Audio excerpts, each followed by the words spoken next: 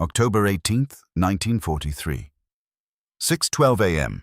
Imperial Japanese Navy General Staff Headquarters, Tokyo. Rain taps softly against the tall windows overlooking the gray expanse of the capital. Inside the operations room, the air smells faintly of ink-damp wool and cigarette smoke. A wall map of the Pacific dominates the room, pins marking island garrisons, shipping lanes, submarine patrol zones. The sea is reduced to lines and symbols, clean, orderly, predictable. Vice Admiral Fukudome Shigeru stands before the chart table, gloved hands clasped behind his back. His uniform is immaculate gold braid, crisp white collar, the rising sun insignia polished to a muted shine. Across from him, Captain Kuroshima Kamito, operations officer for the combined fleet, adjusts his spectacles and taps the wooden pointer against a thin blue line stretching from San Francisco to Noumea. American convoy routes, Kuroshima says quietly, increasing in frequency. Fukudome does not turn. They must, he replies. They are an industrial nation. They cannot fight without moving steel and oil across oceans. A junior staff officer, Commander Hayashi Masao, clears his throat. Reports from Submarine Squadron 6 indicate fewer unescorted merchant vessels in the Central Pacific. Sightings suggest smaller aircraft carriers traveling with supply convoys. A faint smile crosses Kuroshima's face. Escort carriers, he says, almost amused. Converted merchant hulls, slow, lightly armored, hardly fleet carriers. Fukudome finally turns from the map. The Americans are desperate for hulls. They build toys to compensate. Around the table, several officers nod. The humiliation of Midway still lingers, but the Imperial Navy remains convinced of its superiority in decisive fleet engagement. They still believe war will be decided by battleships and fleet carriers, the Kido Butai, reborn, striking hard in one climactic encounter. Escort carriers, small, ungainly vessels like the American Bogue class, are dismissed as auxiliary clutter. Thousands of miles away at that same hour, the Pacific swells beneath a pale dawn. 06:12 a.m., USS Bogue, CVE, 9 Central Atlantic Convoy Lane. Commander George J. Dufek stands on the flight deck, binoculars raised. The deck vibrates under the steady churn of the ship's 2 oil-fired boilers, driving a single screw.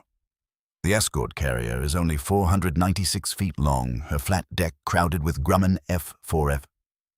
Wildcat fighters and TBF Avenger torpedo bombers, wings folded like resting gulls. She is not elegant, she is not fast, but she is here. The wind carries the scent of fuel and salt. A deck crewman in a yellow jersey signals as an Avenger's right R2600 engine coughs to life, then roars into a steady rumble. The vibration hums through steel and bone. Behind Bogue, 15 merchant ships plow forward in tight formation, Liberty ships, heavy with ammunition trucks, aviation gasoline. Their wakes form parallel white scars on the dark water. Lieutenant Commander William K. Phillips leans toward Dufek. Submarine contact reports from HF/DF intercepts overnight, sir. Dufek lowers his binoculars. Launch 2 Wildcats, sweep north-northeast. Keep the Avengers ready. Above, the sky is streaked with thin cirrus clouds. Visibility 20 miles. Calm seas. Ideal hunting conditions, but not for the hunter. Back in Tokyo. 20:30 local time, October 18th. A report is placed before Admiral Minechi Koga, Commander-in-Chief of the Combined Fleet. He reads silently under the glow of a desk lamp. American escort carrier groups increasing in number. Anti-submarine patrol aircraft extending protective radius. Submarine sinkings declining in sectors with confirmed escort presence. Koga sets the paper down. Our submarines were not built to chase freighters protected by aircraft, he says quietly. They were built to strike warships. Commander Hayashi hesitates. Respectfully, Admiral, the Americans appear to be using these smaller carriers exclusively for convoy protection. Koga exhales through his nose. Then they dilute their strength.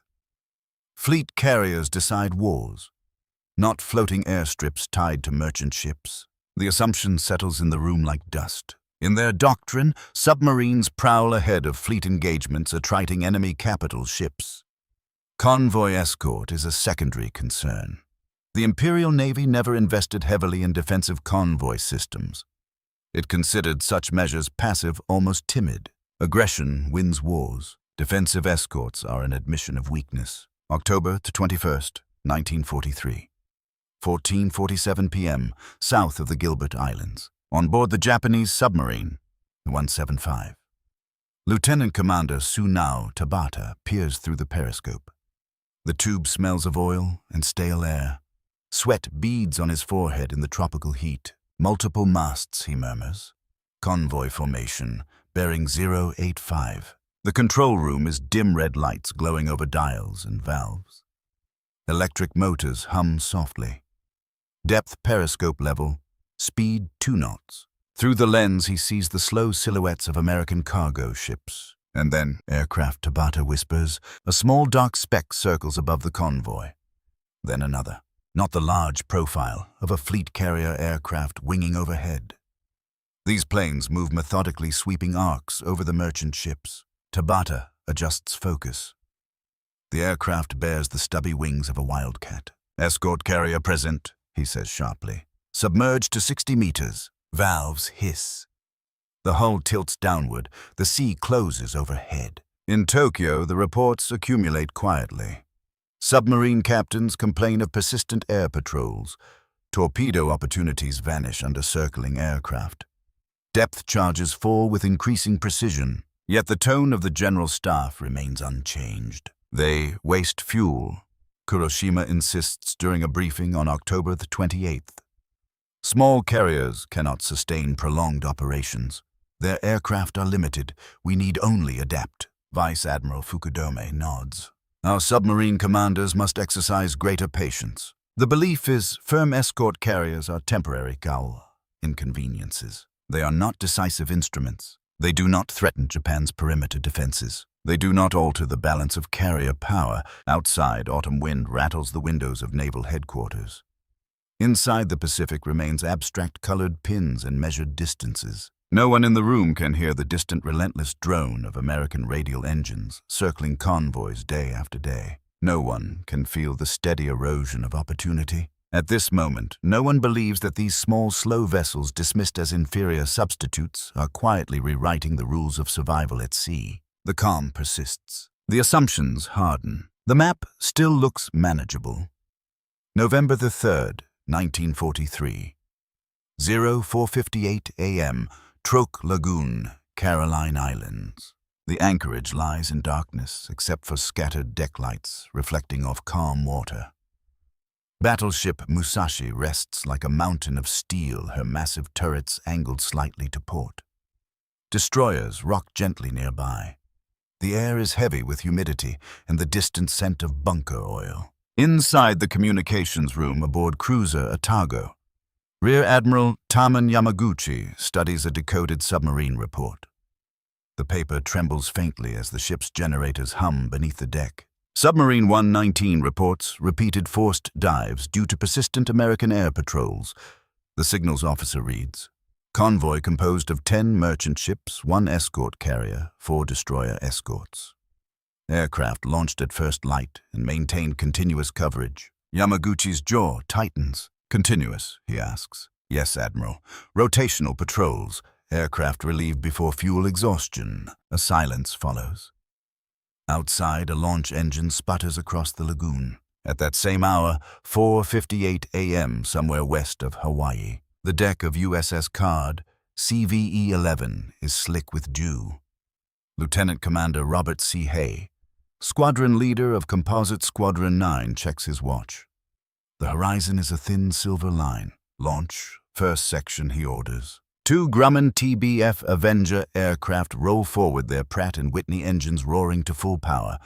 Deck crew crouch low as propeller wash whips their clothing. The aircraft accelerate down the short deck lift and vanish into the growing light. Below, the convoy plows onward. Oil tankers, cargo ships, troop transports.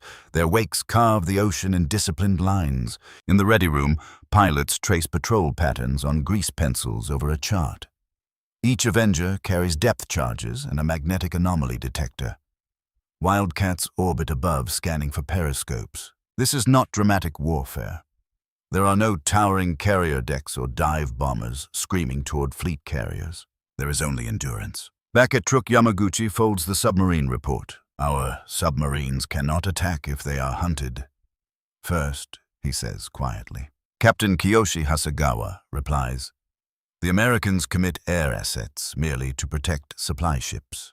Yamaguchi walks to the porthole. Dawn breaks across the lagoon, illuminating rows of anchored vessels. He knows the combined fleet still plans for decisive battle. He knows resources are finite. But something is shifting. Forward this to Combined Fleet Headquarters, he orders. Request analysis of American escort carrier deployment numbers. The message travels north. November 6, 1943. 13:20 p.m. Tokyo. Vice Admiral Fukudome sits with several staff officers reviewing shipping statistics. Charts indicate declining success rates for submarine attacks in regions where escort carriers are confirmed present. Commander Hayashi speaks carefully. Sinkings per patrol have decreased by nearly 30% in sectors with documented escort carrier activity. Kuroshima waves a hand dismissively. Statistics fluctuate. Weather routing changes improved American radar. It does not mean these ships alter strategic balance. Hayashi presses on. Reports describe coordinated air and surface search patterns. Destroyer escorts equipped with improved sonar. Some use of high-frequency direction finding to track submarine transmissions. Fukudome narrows his eyes. Our submarines must adapt tactics. Night surface attacks remain effective. Hayashi hesitates.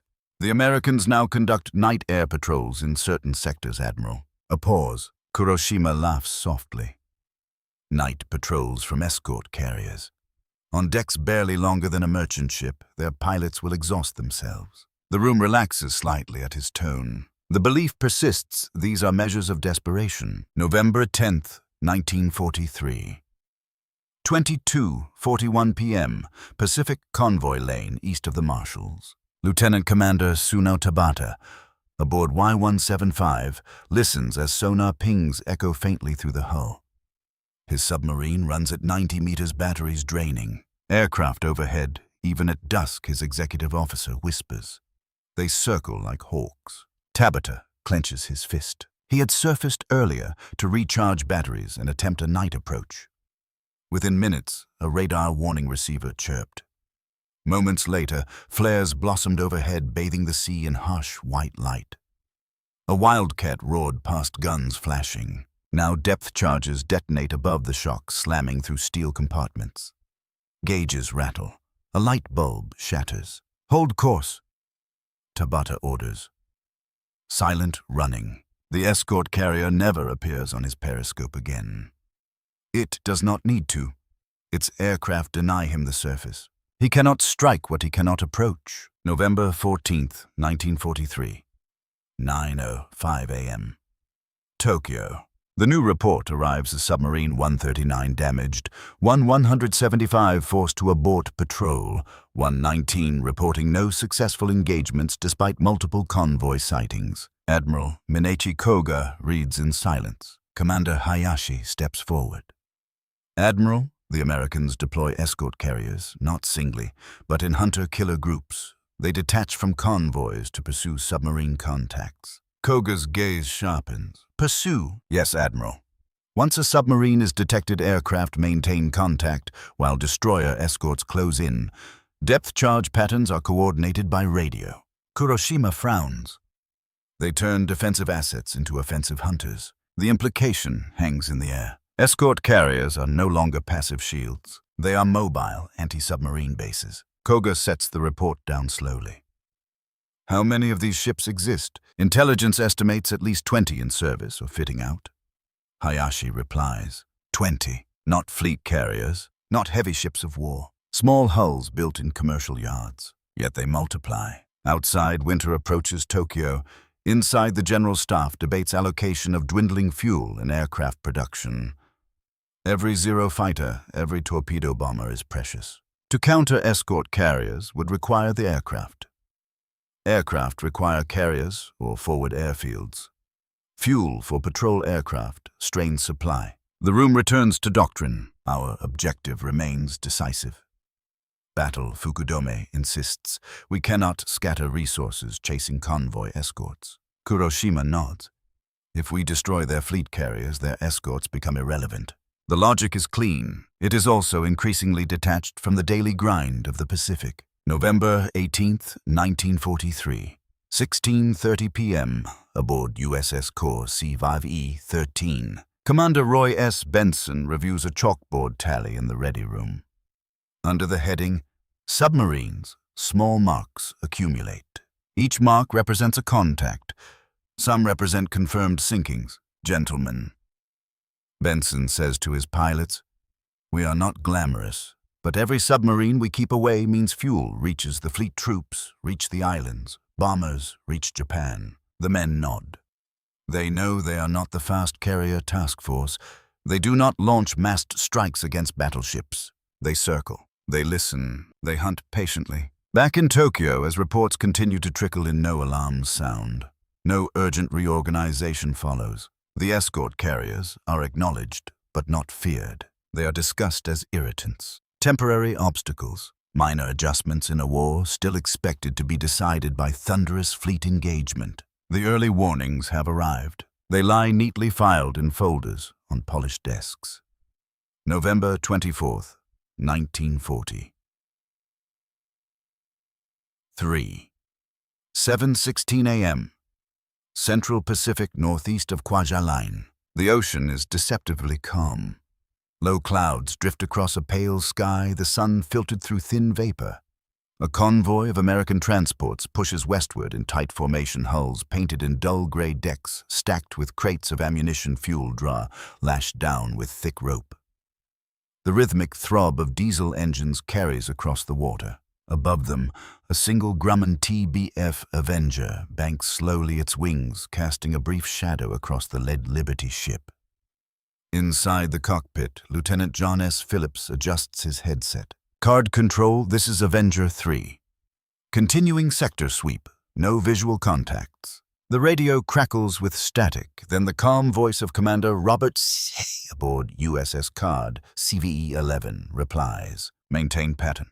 Rotate fuel at 40 minutes. The escort carrier trails slightly astern of the convoy, her short flight deck alive with motion.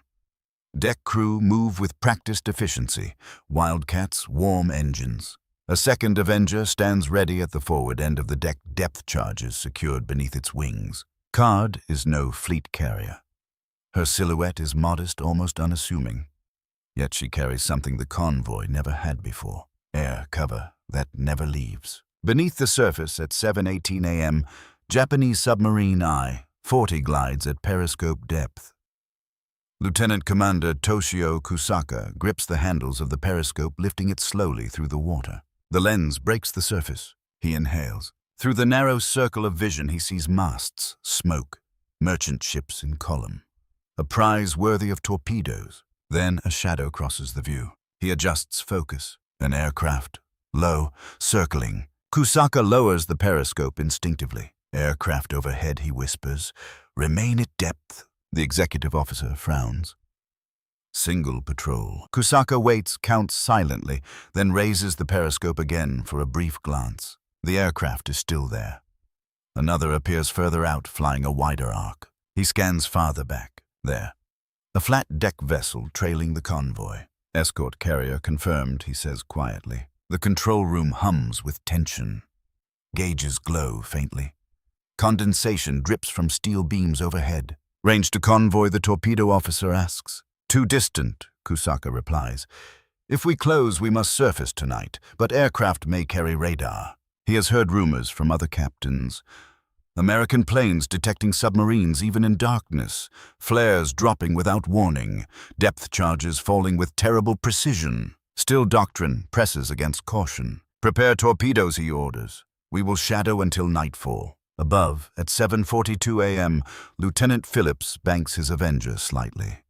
His radio operator leans toward the radar screen. "Contact," the operator says. "Small return, bearing 060, faint but steady." Phillips narrows his eyes, scanning the water below. For a moment, nothing. Then the faintest ripple, a disturbance. Card control possible submarine contact. Marking position. Commander Hay wastes no time. Second Avenger launch. Wildcats hold high cover. On deck, engines roar. The second Avenger surges forward, lifting into the sky within seconds. Beneath the surface, I-40 feels the first distant explosion. A depth charge detonates far enough to avoid damage, but close enough to vibrate every bolt in the hull. Kusaka curses softly. They have detected us already. The executive officer looks stunned. We have not transmitted. We have not surfaced. Kusaka knows what that means. Their aircraft search independently. Radar, perhaps magnetic detection. Another explosion rocks the submarine closer this time. Lights flicker. A gauge needle trembles violently. Down to 80 meters, Kusaka commands. Valves hiss. The submarine tilts downward, electric motors whining as they push deeper. Above Phillips circles back, eyes locked on the patch of sea where oil now rises faintly. Contact maintained, he reports calmly. Destroyer, Escort. U.S. Gandhi accelerates from the convoy's flank bow, slicing through waves. Her sonar operator listens intently, headphones pressed tight. Contact bearing 058, range decreasing. Depth charge racks clatter as sailors prepare another pattern. The first contact between Japanese submarine doctrine and persistent escort carrier air cover is no dramatic clash of fleets. It is something quieter, relentless. At 8:13 a.m., a coordinated pattern of depth charges explodes in a tight grid around I-40. The hull groans. A pipe bursts. Water sprays into the forward compartment. Damage control, forward, Kusaka shouts. The submarine shudders violently. One electric motor stalls. Above, Phillips sees a sudden plume of debris break the surface.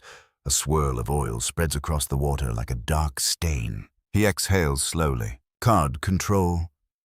Probable. Kill. Back in Tokyo. November 27th, 1943. 18:05 p.m. The report arrives by encoded transmission. Submarine 140 lost. Last contact in sector northeast of Kwajalein. Enemy escort carrier group suspected. Admiral Koga reads without expression. Commander Hayashi stands nearby, silent. Kuroshima speaks first. Submarine warfare is inherently hazardous. Losses are expected. Hayashi cannot remain silent. Admiral, multiple submarines report similar patterns.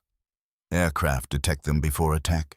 Destroyer escorts coordinate strikes. Convoys proceed without interruption. Koga folds the paper slowly. Have any fleet carriers been engaged? No, Admiral. Have our surface forces been threatened by these escort carriers? No. Koga sets the report aside. Then our primary objective remains unchanged. The room settles into uneasy acceptance. Somewhere in the Pacific, escort carriers multiply. They travel with convoys to the Gilberts, to the Marshalls, to the Solomons. Their aircraft launch at dawn and circle until dusk. When darkness falls, radar-equipped planes continue patrol. The submarines that once prowled confidently now dive at the faintest hum of engines overhead. Convoys that once seemed vulnerable now move with steady, protected rhythm. On December 2nd, 1943, aboard USS Card, Commander Hay studies a chart covered in small red marks. Each mark represents a submarine contact. Each contact denies Japan another opportunity. He turns to his operations officer. "We keep doing this," Hay says quietly. "Every convoy, every crossing." There is no triumph in his tone, only certainty. Meanwhile, in Tokyo, escort carriers are still discussed as peripheral assets. No fleet engagement has occurred. No decisive clash has shattered doctrine. But beneath the surface, something irreversible has begun. The hunters are being hunted. And for the first time, Japanese submarine commanders realize that the ocean is no longer empty above them. December 8th, 1943. 11:32 a.m. Combined Fleet Headquarters, Tokyo. The anniversary of Pearl Harbor passes without ceremony inside the operations chamber. Maps cover the walls, colored threads tracing supply lines from the home islands to Truk to Rabaul to distant garrisons clinging to coral atolls. Outside, winter sunlight filters weakly through high windows. Inside, tension hums beneath measured voices. Vice Admiral Fukudome stands beside a large chart showing reported submarine sinkings. The pattern is unmistakable. Regions once rich with successful patrols now show gaps. Losses have increased, Commander Hayashi says carefully. 8 submarines confirmed destroyed in the past 6 weeks. Most in sectors with documented escort carrier presence. Captain Kuroshima folds his arms. Correlation is not causation. Hayashi does not look away. Survivors describe identical sequences. Radar detection, aircraft marking position, destroyer escorts executing coordinated depth charge attacks. Admiral Minechi Koga studies the chart in silence. His face reveals little, but his fingers drum lightly on the table. What is the estimated American production of these ships, he asks. Hayashi consults a folder. Current intelligence suggests more than 30 escort carriers, either active or nearing completion. Built in commercial yards, standardized hulls. 30, not fleet carriers, not massive capital ships, yet they appear everywhere. Kuroshima speaks with quiet confidence. Their fleet carriers remain the decisive factor. If we destroy their fast carrier task forces, their supply lines will falter regardless of these escorts. The logic still holds in theory, but theory does not account for the daily erosion now underway. December 12, 1943, 5:50 a.m., Western Pacific, east of the Marianas. A convoy steams towards Saipan under heavy cloud cover. The sea is restless swells rolling beneath gray skies. At its center sails USS Liscum Bay CVE 56, her flight deck slick with rain.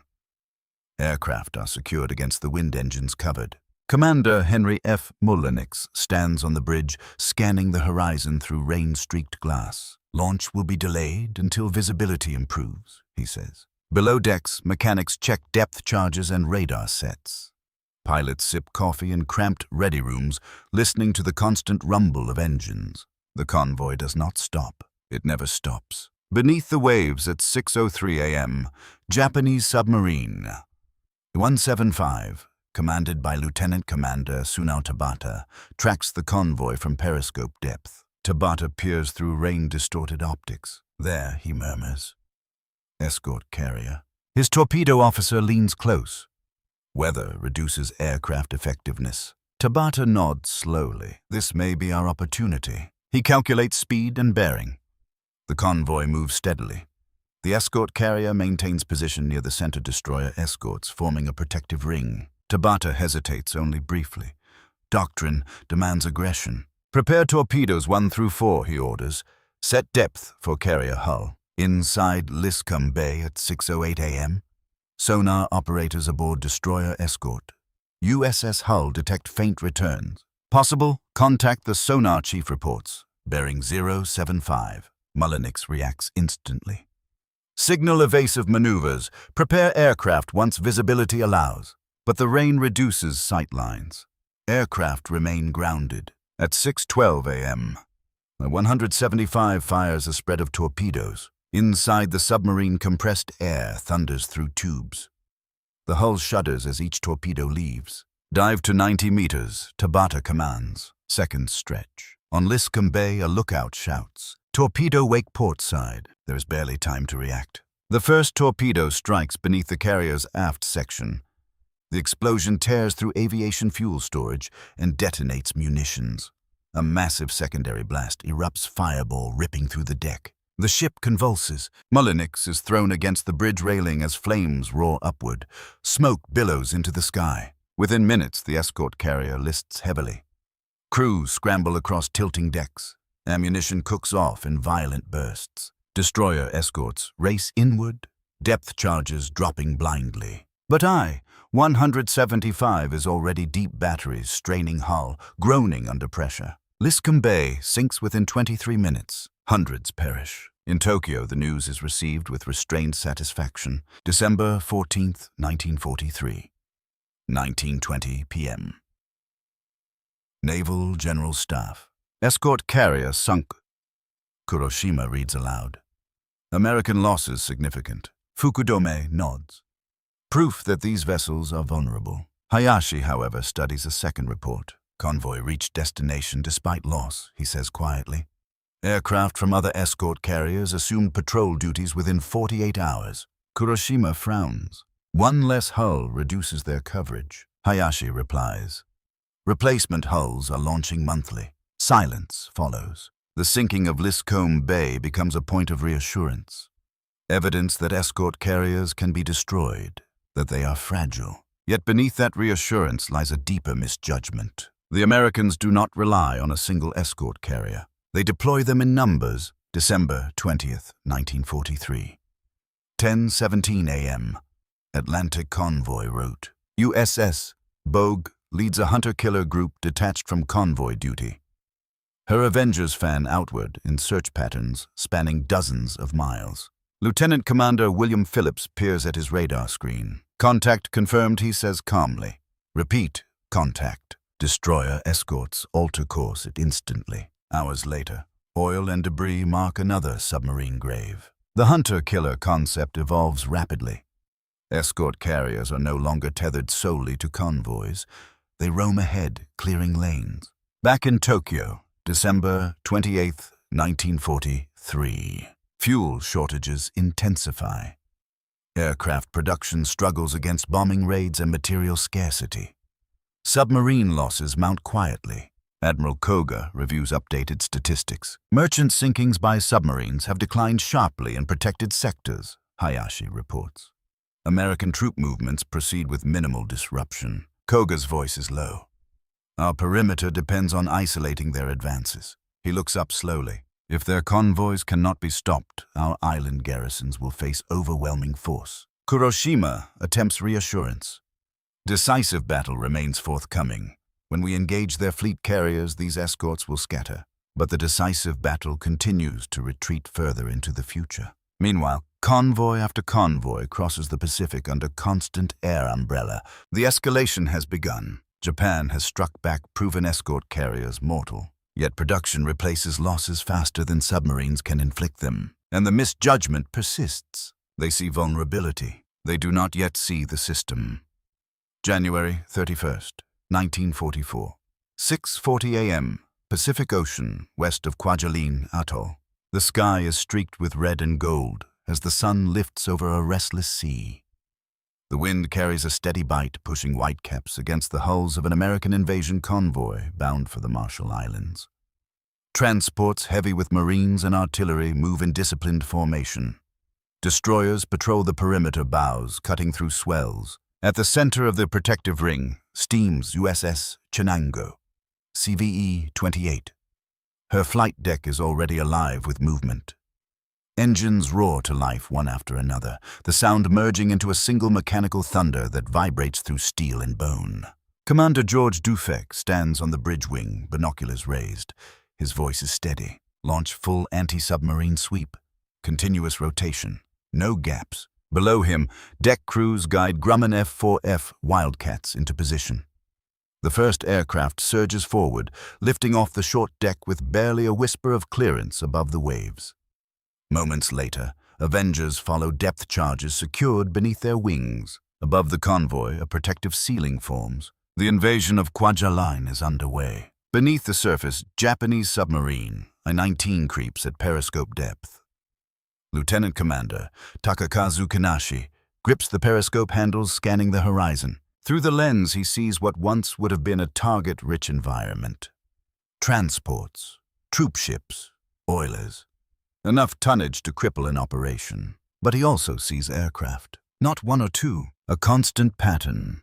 Wildcats weaving high arcs. Avengers flying deliberate search grids that overlap like woven fabric. He lowers the periscope. They have learned, he mutters. The torpedo officer looks at him. Shall we attempt night surface attack? Kanashi hesitates. Reports from other commanders echo in his mind. Radar-equipped aircraft detecting surfaced submarines even in darkness. Destroyer escorts responding within minutes. Shadow, only he decides. We wait for separation. Hours pass. Above, the escort carriers operate without pause. When one aircraft nears fuel exhaustion, another replaces it. Pilots rotate through cramped ready rooms, exhausted but relentless. On Chenango, Dufek receives constant updates. Sector 3 clear. Possible transient contact negative. Convoy maintaining speed. The invasion fleet moves closer to Kwajalein's defenses with minimal interference. Bombardment from battleships begins. Carrier aircraft from fast task forces strike inland targets, but beneath it all lies a quiet transformation. Japanese submarines cannot penetrate the shield. February 2nd, 1944. 19:15 p.m. Combined Fleet Headquarters, Tokyo. The operations room is darker than usual. Reports from the marshals are grim. American forces have secured beachheads, Commander Hayashi says. Convoys arrived intact. Submarine interference negligible. Admiral Koga stands motionless. Negligible, he repeats. Hayashi nods. Escort carriers maintain continuous air cover. Submarines report extreme difficulty approaching within firing range. Captain Kuroshima shifts uncomfortably. Weather conditions may have favored them. Hayashi replies quietly. Weather favored both sides equally. Silence fills the chamber. For years, Japanese strategy depended on attrition before decisive battle. Submarines with thin American forces sink transports, isolate landings. The ocean would serve as a killing ground. But the ocean is no longer empty. Escort carriers have filled the sky. February 6, 1944, 3:22 a.m., Western Pacific north of Truk, USS. Bogu operates independently with a hunter-killer group. The sea is black horizon indistinguishable from sky. Radar screens glow green in the dim light of the Combat Information Center. Surface. Contact the radar. Operator announces. Small return. Bearing 040. Commander Dufek leans forward. Launch Night Avenger. Vector destroyer Escort to intercept. Within minutes, an Avenger roars off the deck guided by radar. The aircraft locates a surfaced submarine recharging batteries. The pilot releases flares.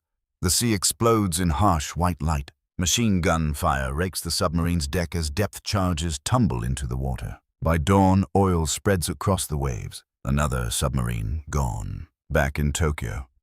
February 10th, 1944. A compiled report lies before Admiral Koga. Submarine sinkings increasing, merchant sinkings decreasing, American convoy throughput rising. Fuel shipments to forward bases are falling behind schedule. Replacement aircraft fail to reach island garrisons in time. Hayashi speaks in a voice barely above a whisper. Admiral. The escort carriers are not isolated ships. They form a system. Convoys move with air cover at all times. Hunter-killer groups clear routes in advance. Submarines are being destroyed faster than we can replace them. Kuroshima's response lacks its former certainty. Our submarine doctrine emphasized fleet engagement. We did not prepare for sustained convoy warfare. Koga looks up slowly. If we cannot disrupt their supply lines, he says, then every island we hold becomes vulnerable. The realization hovers in the air, unspoken but heavy. Escort carriers were dismissed as inferior substitutes. Converted merchant hulls. Slow and fragile, yet they multiply relentlessly. They require fewer resources than fleet carriers. They operate from modest shipyards. Their aircraft are not elite strike forces, but practical tools of protection and pursuit. They do not seek glory. They seek persistence. February 15th, 1944. 12:40 p.m., off the coast of the Marshalls. Another convoy arrives unmolested. Marines disembark under protective fighter patrol. Supplies unload efficiently. Engineers establish airfields within days. Japanese garrisons once expected to hold out long enough for relief now face overwhelming force supplied without interruption. On board Shinango, Dufek watches landing craft shuttle back and forth. We keep them moving, he says to his operations officer. As long as the convoys move, the war moves. Across the ocean in Tokyo, maps are updated again. The turning point is not marked by a single explosion or dramatic fleet engagement. It is marked by absence. Fewer submarine successes. More American landings completed on schedule. More convoys arriving intact. The Imperial Navy does not announce this shift. No proclamation declares escort carriers decisive. But beneath the layers of pride and doctrine, an uncomfortable truth takes root. The ocean has changed. And Japan did not change with it. February 17th, 1944. 5:58 a.m. Truk Lagoon. The morning begins with a distant rumble. At first, it sounds like thunder rolling across the horizon. Then the sound sharpens into something mechanical, layered and relentless. Lookouts on the cruiser Katori squint toward the eastern sky. Aircraft 1 shouts. Moments later, dark specks multiply against the rising sun. They are not from escort carriers. They are from fleet carriers of Task Force 58. Dive bombers peel downward.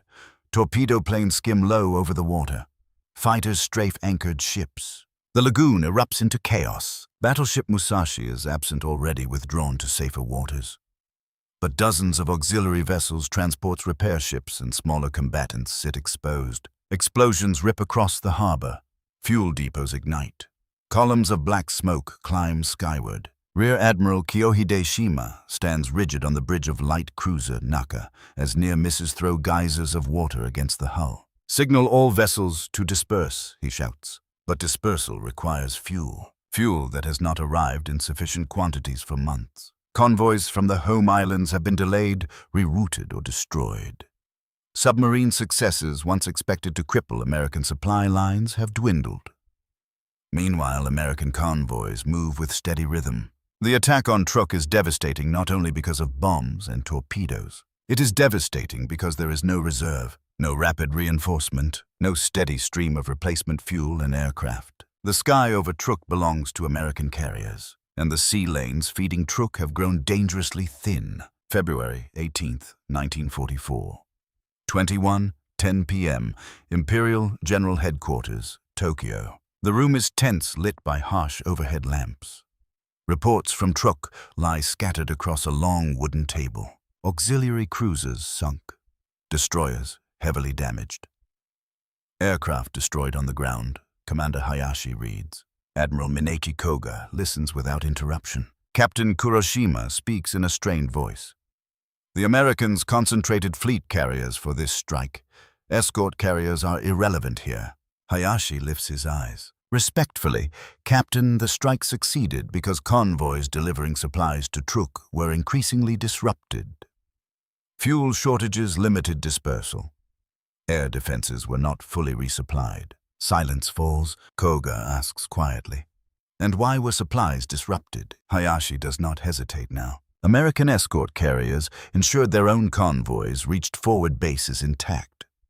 Their hunter-killer groups reduced our submarine effectiveness. We failed to impose comparable pressure on their logistics. The words hang heavy. For years, Japan relied on offensive spirit. Strike first, strike hard, seek decisive battle. Submarines were tools of attrition against warships, not guardians of supply lanes. Escort carriers had seemed defensive, passive. Now the consequences surface like wreckage after a storm. February 23, 1944. 14:35 p.m. South China Sea. Japanese convoy H-40 steams cautiously toward the Philippines. Tankers heavy with precious fuel move under minimal escort. Destroyers are scarce.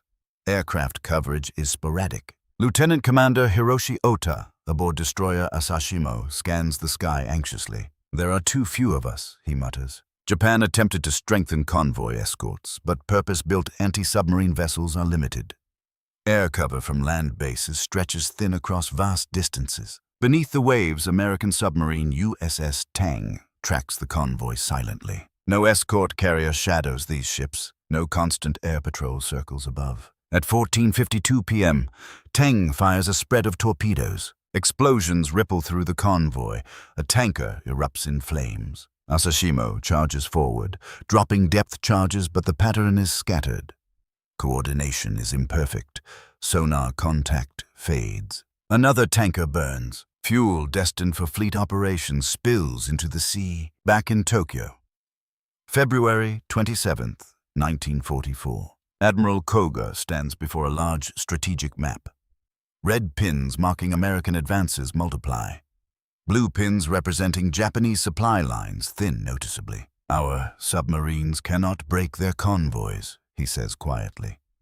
"Their escort carriers deny approach. Their hunter-killer groups destroy our boats.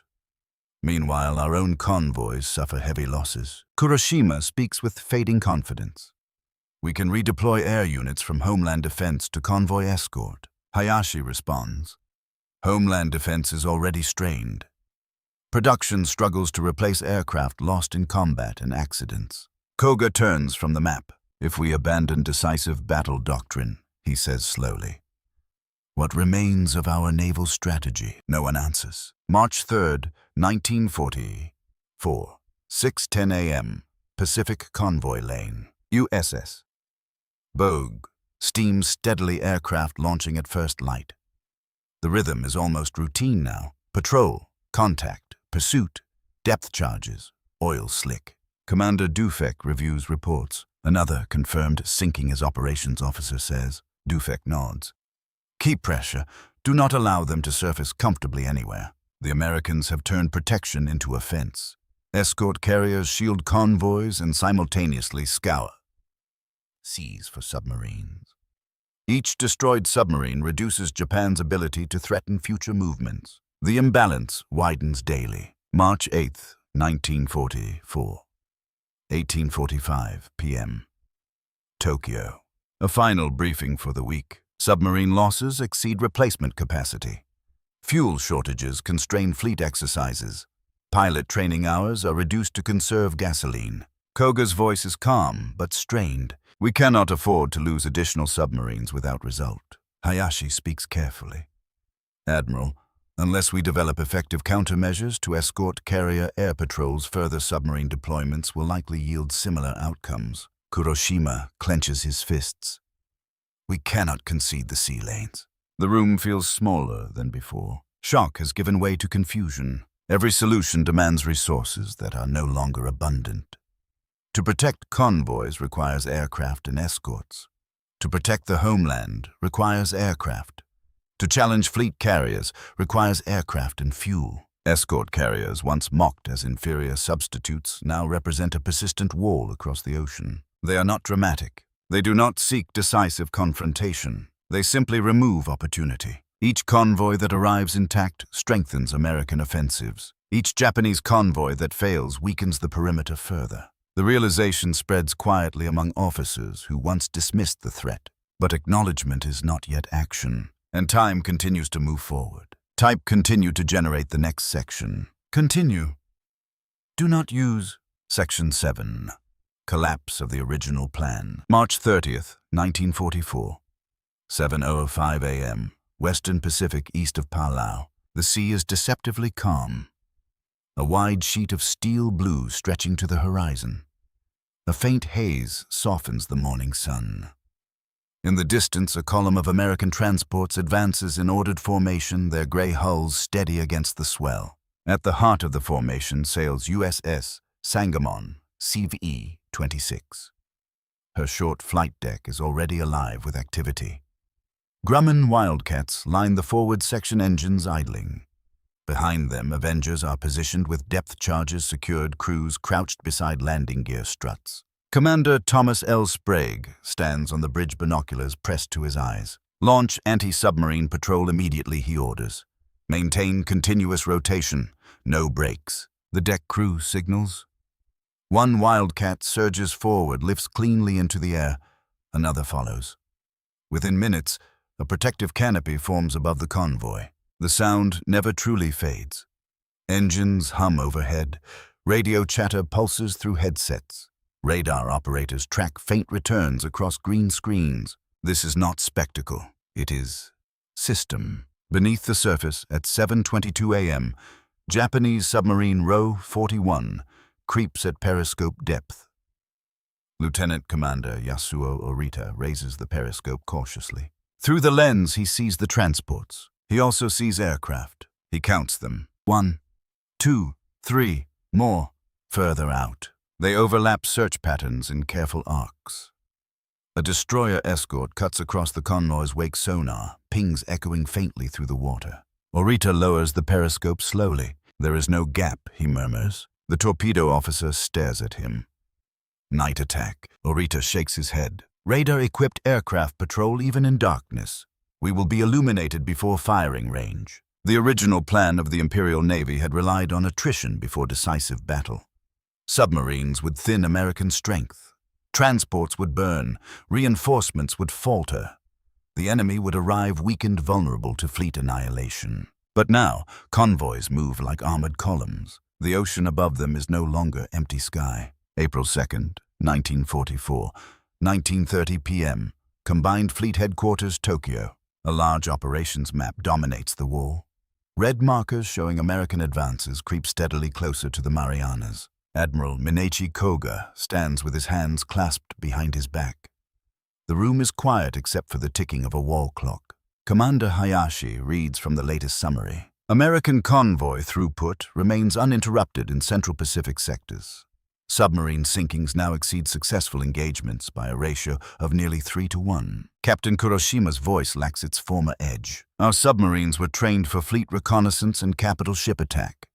They were not structured for sustained convoy interdiction under continuous air surveillance. Koga turns slowly. And now, Hayashi answers softly. Now they are hunted. The collapse is not sudden. It unfolds like a gradual sinking.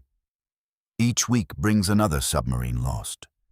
Each week brings another American landing supplied without delay. April 6, 1944, 5:40 a.m., South Pacific. USS Bogue leads another hunter-killer sweep. The sea is dark, low clouds obscuring stars. Radar operators track a faint surface contact. Contact bearing 095, the operator says. Commander George Dufek nods. Launch Night Avenger. The aircraft lifts into the black sky. Guided by radar, it closes on a surfaced submarine attempting to recharge batteries. Within minutes, flares burst overhead. Machine gun fire strafes the deck. Depth charges follow. By dawn, oil and debris drift where the submarine had been. The routine is brutal and efficient. Each submarine destroyed reduces Japan's reach across the ocean. April 10, 1944. 14:12 p.m. South China Sea. Japanese convoy. Take Ichi moves cautiously toward the Philippines. Tankers and transports hug tight formation. Destroyers weave around them, sonar active. But air cover is thin. Land-based aircraft must divide their attention between homeland defense and forward operations. Fuel shortages limit flight hours. Lieutenant Commander Hiroshi Ota, aboard destroyer Hamanami, studies the sky anxiously. Where are the patrol aircraft, he asks. A signal officer replies, delayed due to mechanical issues and limited fuel allocation. Moments later, explosions erupt near the convoy's rear. An American submarine undetected has fired. A transport lists heavily. Another is struck minutes later. Depth charges follow, but coordination falters. Without constant air surveillance, the submarine slips away. 2 transports sink before nightfall. Supplies meant for garrisons in New Guinea vanish beneath the waves. Back in Tokyo, April 14th, 1944. Admiral Koga listens as convoy loss figures are updated. Fuel shipments reduced by 30% this quarter, Hayashi reports. Aircraft replacement rates declining due to logistical strain. Koga closes his eyes briefly. The original plan depended on strangling American supply lines while preserving Japan's own. Instead, the opposite unfolds. American escort carriers ensure convoys move with near impunity. Hunter-killer groups push Japanese submarines into defensive crouch. Meanwhile, Japan's own shipping bleeds under American submarine assault. The asymmetry is stark. April 18th, 1944. 8 a.m. Pacific Convoy Lane. USS Sangamon's flight deck vibrates under the steady rhythm of launches and recoveries. Pilots cycle through patrols with mechanical precision. Commander Sprague watches landing craft loaded with supplies peel away toward distant beaches. We keep them moving, he says quietly. There is no dramatic announcement of victory, just continuation. Back in Tokyo, April 22nd, 1944. A final briefing concludes in near silence. Our submarines no longer achieve a strategic impact. Hayashi states plainly. American convoy protection neutralizes our primary attrition tool. Kuroshima's shoulders sag slightly. Our doctrine assumed the enemy would struggle to project power across vast ocean distances. Hayashi nods. They no longer struggle. The collapse of the original plan is now undeniable. There will be no gradual thinning of American forces before decisive battle. There will be no isolated invasion starving for fuel and ammunition. The ocean that once promised opportunity now denies it. Escort carriers dismissed as inferior substitutes have quietly erased the conditions upon which Japan's strategy depended. And yet the war does not pause. It accelerates. May 15, 1944. 9:10 a.m. Imperial Japanese Navy Air Technical Arsenal, Yokosuka. The testing hangar smells of oil-heated metal and stale cigarette smoke. Engineers in rolled-up sleeves gather around a stripped fuselage mounted on a steel frame. Blueprints are spread across a wooden table corners, weighed down by tools. Commander Masatake Okumiya runs a hand along the schematic of a modified Mitsubishi G4M bomber. "We extend range," he says quietly, "and use land-based aircraft to patrol convoy lanes." A younger engineer hesitates. Fuel reserves are already limited. Okumiya does not look up. "We cannot concede the sea entirely." Outside, aircraft engines cough to life as mechanics test another machine patched together from spare parts. Production has slowed. Materials arrive late.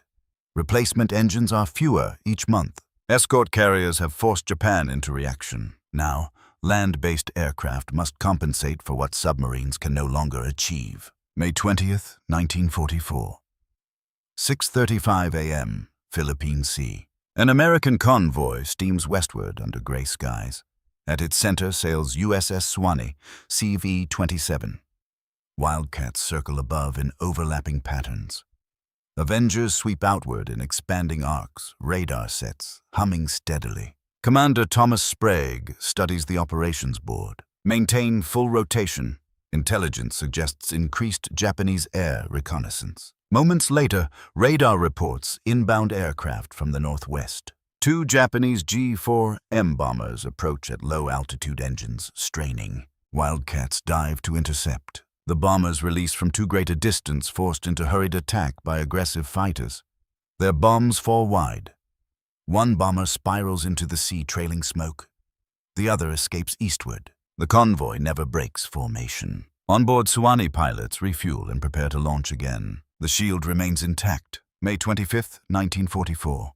1800 p.m. Combined Fleet Headquarters, Tokyo. Admiral Suemu Toyoda has replaced Koga after the latter's death in an aircraft accident. The atmosphere in the operations chamber feels different. The walls seem closer, the air heavier. Commander Hayashi presents the latest assessment. Land-based air attacks on convoys yield limited success. Escort carriers provide fighter cover and rapid response. Submarine redeployments result in continued losses. Toyoda listens, expression rigid. "Our remaining strength must be concentrated," he says. "The decisive battle will occur near the Marianas. We will draw out their fleet carriers." Kuroshima nods, clinging to the familiar doctrine. Once their fast carriers are destroyed, convoy escorts will lack protection. But beneath that statement lies an unspoken reality. Even if fleet carriers are engaged, escort carriers will still exist in numbers. They will still protect supply lines. May 29th, 1944. 4:50 a.m. Pacific Ocean, east of Saipan. USS Bogue operates with a hunter-killer group detached from convoy escort. Radar screens glow in the dim light of the Combat Information Center. "Subsurface contact," confirmed an operator announces. Commander Dufek responds without hesitation. "Launch 2 Avengers. Vector destroyers to grid coordinate." The routine has become polished. Aircraft maintain contact, while destroyer escorts close in with sonar precision. Hours later, debris surfaces. Another Japanese submarine, gone. Back in Yokosuka. June 2nd, 1944. Engineers review failure reports from extended patrol missions. Aircraft returning from long-range reconnaissance show excessive engine wear. Fuel consumption strains reserves. Commander Okumiya leans over a table cluttered with maintenance logs. "We cannot sustain this tempo," a mechanic says. Okumiya exhales slowly. "We must," he replies, "but effort alone cannot restore lost submarines or manufacture escort carriers overnight." June 10th, 1944. 13:40 p.m. South China Sea. Japanese convoy. HE-63. Attempts a tightly guarded passage. Additional destroyers have been assigned. A few patrol aircraft orbit intermittently. For several hours, the convoy proceeds without incident. Then, sonar aboard destroyer Matsu reports faint contact. Confusion follows. The contact fades, reappears. Officers debate bearing and range. An American submarine slips into firing position. 2 torpedoes strike a tanker amidships. Flames erupt skyward. Depth charges follow in scattered patterns, but coordination falters under stress. The tanker sinks before nightfall. Attempts to reinforce a convoy escort are reactive and fragmented. They lack the systematic air umbrella escort carriers provide. June 15, 1944, 7:20 a.m., Pacific west of the Marianas. American invasion convoys approach Saipan. Escort carriers dot the horizon like small guardians. USS Chenango, USS Kitkan Bay, USS Fanshawe Bay. Aircraft fill the sky. Japanese reconnaissance aircraft spot the massive formation. Rear Admiral Takeo Kurita, aboard heavy cruiser Atago, receives reports of the approaching armada. They move without fear, he says quietly. Kurita knows fuel stocks are limited. Submarine screen is thin, air cover inconsistent. Attempts to recover the initiative have not reversed the imbalance. June 18, 1944. 21 p.m., Tokyo. Final preparations for Operation A. Go, the plan to engage American fleet carriers near the Marianas. Toyota addresses senior officers. If we destroy their main carrier force, we regain control of the sea. No one speaks of escort carriers now with mockery. They are acknowledged, but still considered secondary. The focus remains on fast carriers on decisive battle. Yet in the background, convoys continue to flow towards Saipan, Tini, and Guam. Escort carriers maintain patrol cycles with mechanical persistence. Hunter-killer groups range ahead, reducing submarine presence further. Japan's attempts to recover what has already been lost strain resources that cannot replenish quickly enough. The imbalance grows, and the stage is set for confrontation. June 19, 1944, 10:24 a.m., Philippine Sea. The sky is a vast dome of blinding blue. Below, the Pacific stretches endlessly in every direction, a rolling expanse broken only by the ordered geometry of ships. Vice Admiral Jisaburo Ozawa stands on the bridge of fleet carrier Taiho. The deck trembles beneath the thunder of Nakajima B-6N torpedo bombers launching one after another. Mitsubishi. Our 6M0 fighters climb into the sky, sunlight flashing off wings. Strike Force Airborne, a staff officer announces. Ozawa nods once. Operation A-Go has begun. This is the decisive battle the Imperial Navy has waited for. The American fleet carriers must be shattered. Only then can the tide be reversed. He believes that if the fast carriers fall, American power projection will falter. What he cannot see beyond the horizon are the layers beneath the American formation. Not only the fast carriers of Task Force 58, but the escort carriers operating closer to the invasion beaches around Saipan. Not glamorous, not massive, persistent. At 10:47 a.m., American radar screens aboard USS Lexington detect incoming waves. Multiple bogies bearing west. The radar officer reports calmly. Fighter directors begin vectoring interceptors. Hellcats climb to meet the approaching Japanese aircraft long before they reach bombing range. The battle that follows becomes known among American aviators as a turkey shoot. Japanese aircraft, many piloted by inadequately trained replacements due to reduced flight hours and fuel shortages, are cut down in large numbers. Those few that slip through encounter dense anti-aircraft fire and coordinated fighter defense. By afternoon, Ozawa's strike force is shattered, but the realization does not fully strike until later. June 20th, 1944. 6:15 a.m., Philippine Sea. The ocean is littered with debris. Smoke drifts from damaged vessels. Taiho has been sunk by a submarine torpedo the previous day. Shokaku lies at the bottom as well. Ozawa transfers his flag to cruiser Haguro. Reports arrive in grim succession. Aircraft losses catastrophic. Fuel reserves critically low. Submarine screen ineffective. Ozawa listens in silence. A staff officer approaches hesitantly. Admiral, American convoy operations around Saipan continue uninterrupted. Escort carriers maintain air cover near the beaches. Ozawa closes his eyes briefly. Even as the fleet battle rages, American transports unload men and material. Escort carriers circle above them, launching fighters to protect against sporadic air raids, dispatching aircraft to strike Japanese positions inland. The invasion does not pause. June 21st, 1944. 18:30 p.m. Tokyo. Admiral Sumu Toyoda stands before a large map.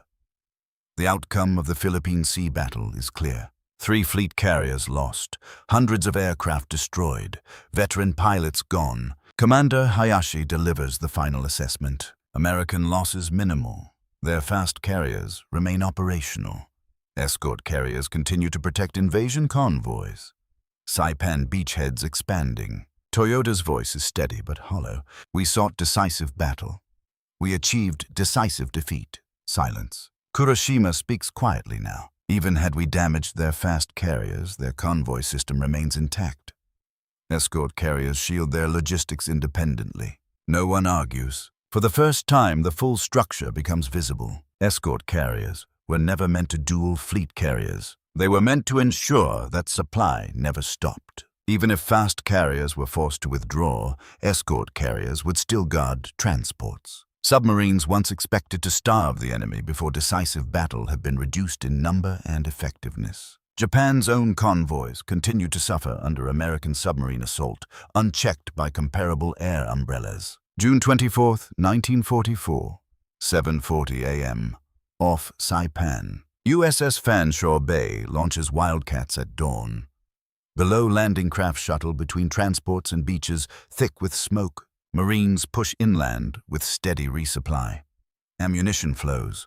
Fuel drums stacked near makeshift airstrips. Lieutenant Commander Robert Phillips studies the horizon. No significant submarine activity, he remarks. His operations officer nods. Hunter-killer groups report another confirmed sinking yesterday. The rhythm continues. Across the ocean, June 27, 1944. Naval General Staff, Tokyo. A compiled report lies on the table. Submarine force reduced severely. Fuel reserves dwindling. Aircrew training hours slashed further. American convoy throughput sustained at high levels. Toyoda looks at the numbers without speaking. Years earlier, escort carriers had been dismissed as inferior substitutes. Converted merchant hulls, slow, lightly armed. Now they form the connective tissue of American power. They allow invasions to proceed regardless of fleet engagements. They ensure that even catastrophic Japanese effort cannot isolate the battlefield. The moment of realization arrives not with shouting. It arrives with arithmetic. Every destroyed submarine represents fewer opportunities to disrupt supply. Every intact convoy represents strengthened American positions. Every lost fleet carrier cannot be replaced quickly. Escort carriers built in commercial yards continue to roll off assembly lines. July 3, 1944, 20 p.m., Tokyo. Toyoda addresses senior officers. The enemy's strength lies not only in battle fleets, he says quietly, but in uninterrupted supply. He pauses. We underestimated the vessels that guard that supply. No one contradicts him. The war has shifted irreversibly, and the realization comes too late to prevent what follows. July 9, 1944. 16:02 p.m. Saipan. The firing has faded to scattered bursts inland. Smoke drifts lazily above shattered palm trees and cratered coral. On the western shore, American transports sit at anchor in calm blue water, their hulls streaked with rust and salt. Between them move smaller silhouettes. Escort carriers. USS Kitkan Bay turns slowly into the wind. On her short deck, a Wildcat accelerates lifts and vanishes inland to provide close air support. An Avenger follows minutes later, its bomb bay loaded not for fleet carriers, but for artillery positions and troop concentrations. On the beach, Marines unload crates of ammunition and fuel drums stacked in neat pyramids. Bulldozers clear space for an airstrip. Engineers lay steel planking across flattened ground. The convoy has done its work. It arrived intact. It continues to arrive. Far offshore destroyer escorts maintain a slow, patient patrol. Sonar pings echo into empty depths. No Japanese submarines press close enough to challenge the anchorage. The shield holds even after the fleet battle has passed. July 12, 1944, 9:30 a.m. Imperial Japanese Navy Ministry, Tokyo. The room is quieter than it has ever been. Windows are open to the heavy summer air. A faint hum of distant traffic drifts in from the city below. Admiral Sumu Toyoda stands before a long table covered in reports. Saipan declared lost. Commander Hayashi reads. No one reacts visibly. Saipan's fall means American bombers will soon operate within range of the home islands. The perimeter has cracked. Toyota studies a chart listing remaining operational submarines. The numbers are stark. Many boats lost to air patrols, others damaged and withdrawn. Training replacements rushed into service with minimal preparation. He moves to another chart. Japanese merchant tonnage remaining. The columns are shrinking. American submarines roam the shipping lanes feeding Japan itself. Without sufficient air cover, convoys struggle to reach the home islands with oil from Southeast Asia. Attempts to strengthen convoy escort came too late and with too few resources. Escort carriers were never prioritized in Japanese shipbuilding. Limited industrial capacity focused on fleet carriers, battleships, heavy cruisers. Converted merchant hulls for sustained air cover were not seen as instruments of decisive victory. Now decisive victory is no longer the question. Survival is. August 3rd, 1944, 5:15 a.m. Philippines Sea. USS Bogor continues her steady patrol months after the first quiet victories against submarines. The routine remains unchanged. Launch at dawn. Radar sweep. Contact report. Destroyer escort maneuvers. Oil slick. Commander George Dufek stands on the bridge, older in expression than he was the previous year. Another confirmed his operations officer says. Dufek nods once. Each submarine sunk now carries less immediate drama. But the cumulative effect is enormous. Japanese boats rarely venture far from coastal waters without facing constant harassment. Supply routes that once stretched confidently across the Pacific have withered. September 14th, 1944. 18:40 p.m. Tokyo. An updated fuel report is placed before Toyota. Oil reserves are critically low. Fleet exercises curtailed. Aircraft training reduced further. Carrier decks that once launched coordinated strikes now sit idle for lack of fuel to train replacement pilots adequately. Escort carriers in American service continue to multiply.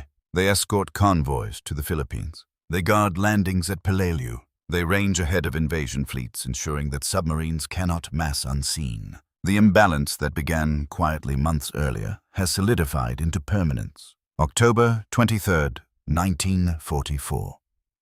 7 a.m. Leyte Gulf. American invasion convoys fill the horizon. Escort carriers of Task Unit 77.4 operate near the beaches, launching aircraft to support troops and defend against air attack. They are smaller than fleet carriers, slower, lightly armored, but they are everywhere. Japanese naval forces sortie in a final desperate attempt to disrupt the landings. Battleships Yamato and Musashi advance with thunderous power. Cruisers and destroyers follow. The clash at Leyte Gulf becomes massive and chaotic. Yet even here, escort carriers play their role. They launch strikes against approaching surface forces. They maintain air cover over transports. They absorb damage and continue operating. Japanese commanders had once dismissed such ships as inferior substitutes. Now they face them repeatedly, in sector after sector, protecting the very lifeblood of American operations. November 1st, 1944. 21:10 p.m. Tokyo. Toyota receives the final tallies from Leyte Gulf. Losses are catastrophic. Fleet strength shattered. Fuel reserves nearly exhausted. Convoy protection inadequate. American supply lines remain intact. He stands alone for a moment after the staff has departed. On his desk lie two maps. One shows the Pacific as it appeared in 1942 with vast arcs of Japanese control. The other shows the present. Red arrows of American advance push steadily west. Between those arrows lie thin blue threads representing Japanese shipping routes, frayed and vulnerable. Escort carriers had seemed trivial compared to fleet carriers and battleships, yet they ensured that American industry translated into sustained force at the front. They erased the expectation that distance alone would weaken the enemy. They allowed invasion after invasion to proceed on schedule. By the time their impact was fully understood, submarines were too few fuel, too scarce, aircrews too inexperienced to reverse the tide. December 31st, 1944. 23:59 p.m. Pacific Ocean. Under a starless sky, another American convoy steams west. An escort carrier at its center launches a final patrol before midnight. Engines roar briefly, then fade into the distance. Below, the sea remains empty of challenge. In Tokyo, lights burn late in quiet offices where numbers are tallied and losses recorded. The realization has settled fully. The convoys became untouchable. And once that happened, everything else followed.